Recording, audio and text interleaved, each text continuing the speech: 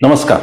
आज सकाळी वर्तमानपत्रात एक इंटरेस्टिंग बातमी मी पाहिली आणि मला असं वाटलं की आजपर्यंत मोदीजींची पोलखोल विरोधी पक्ष, पत्रकार, मोजके पत्रकार आणि काही लोक करत होते, पण आता मोदींचं सरकारच मोदींची पोलखोल करायला लागलं की काय, असं मला वाटलं. त्याला जलशक्ती मंत्रालय जे आहे दिल्लीचं, म्हणजे केंद्र सरकारचं, त्याचे सचिव V.L. कांताराव यांचं काल पुण्यात भाषण झालं आणि त्या भाषणात त्यांनी असं सांगितलं की देशात 6,000 धरणं आहेत, त्यातल्या 5,000 धरणांचं मूल्यमापन आम्ही अजून करू शकलेलो नाही. मूल्यमापन म्हणजे धरणात गाळ किती आहे, त्याची फिजिबिलिटी काय राहिली, त्या धरणाचं बाकीचं सेफ्टी आणि या सगळ्या दृष्टींचा अंदाज घेणं म्हणजे मूल्यमापन, ते करू शकलेलं नाही. त्यांनी पुढची जी गोष्ट सांगितली ती जास्त इंटरेस्टिंग आहे. त्याचं कारण त्यांनी सांगितलं की जी 6,000 धरणं आहेत त्यातली निम्म्यापेक्षा जास्त 50 वर्षांपूर्वीची आहेत. आपल्याला तो प्रचार आठवत असेल की 70 साल में काँग्रेसने क्या किया, भैया और बहनों, काही झालं नाही 70 वर्षात. मोदीजी हे पहिल्या दिवसापासून आरडाओरडा करतात की 70 वर्षात काही नाही. 70 वर्षात जर काही झालं नाही तर 3,000 धरणं नेहरूंच्या काळात कशी झाली, असा मला प्रश्न पडला. मोदीजींच्या काळात किती नवी धरणं झाली याचा मी अंदाज घेतला. फक्त 2 नवी मोठी धरणं सुरू आहेत, जम्मू काश्मीरमध्ये एक आणि गुजरातमध्ये. 6,000 धरणं जी झाली याचा अर्थ ती काँग्रेसच्या काळात झाली. या देशावर काँग्रेसचं जे राज्य होतं त्या काळात ती झाली. आणि तरी 70 साल में क्या किया असा प्रश्न मोदीजींना पडतो.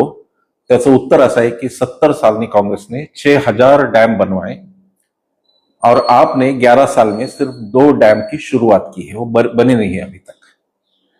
लोकांना हा विरोधाभास लक्षात यावा म्हणून हे सांगितलं पाहिजे की सगळे मेजर धरणं पंडित नेहरूंच्या काळात सुरू झाली.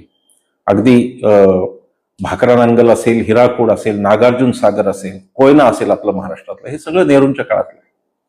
आणि त्याच्यानंतर यांना मेंटेन करता आलेलं नाही. पंडित नेहरूंनी जर धरणं केली नसती तर देशात शेती पिकली नसती. आणि म्हणून आपल्यासारखे लोक जे शेतकऱ्यांच्या कुटुंबातून येतात, ज्यांचा उदरनिर्वाह, ज्यांचं भरण पोषण शेतीने केलंय, त्यांना तरी पंडित नेहरूंच्यासाठी कृतज्ञ राहावं लागेल. जे IIT IIM मध्ये जन्माला आले आणि ज्यांना अन्नधान्य फक्त विकत घ्यायचं होतं, पिकवायचं नव्हतं, त्यांच्यासाठी पंडित नेहरू एक कष्टीत माणूस असेल. पण 6,000 धरणांची कबुली आणि त्यातली 50% नेहरूंच्या काळात झाली. ही कबुली आता जलशक्ती मंत्रालय देतं, ही मला महत्वाची गोष्ट वाटली.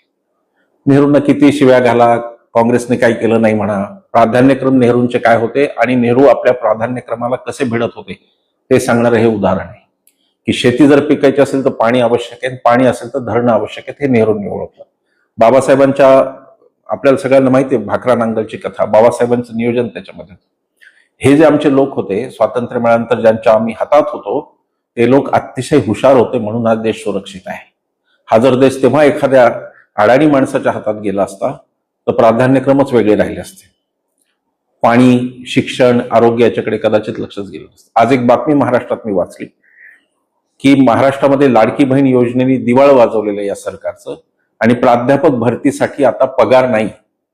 आता लाडक्या बहिणींना याचा विचार करावा लागेल की 1,500 रुपये महिना आपला हे आपल्यासमोर टाकतात, 1,500 रुपयांचा तुकडा, आणि त्याच्या बदल्यात हे काय काय करतात याचा विचार करावा लागेल. मूळ मुद्दा आपला असा होता की धरणांचं नियोजन हे आता मोदी सरकार त्याची कबुली देत आहे, जलशक्ती मंत्रालय कबुली देते की नेहरू जास्त कर्तबगार होते. नेहरू आणि मोदी यांच्यात मी कधी तुलना करू शकत नाही, करू इच्छित नाही. ती तुलनाच होऊ शकत नाही. कोणत्या अर्थाने ती तुलना होणार? शिक्षणाच्या अर्थाने होणार का कशाची? कोणत्याच अर्थाने. कार्यक्षमतेच्या आधारे पण होऊ शकते.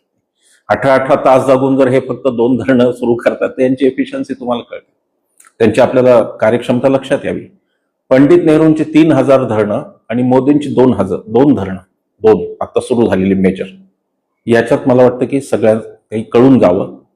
आणि 70 वर्षाला दोष देण्यापेक्षा मोदींनी आता आपला कार्यकाळ पाहावा.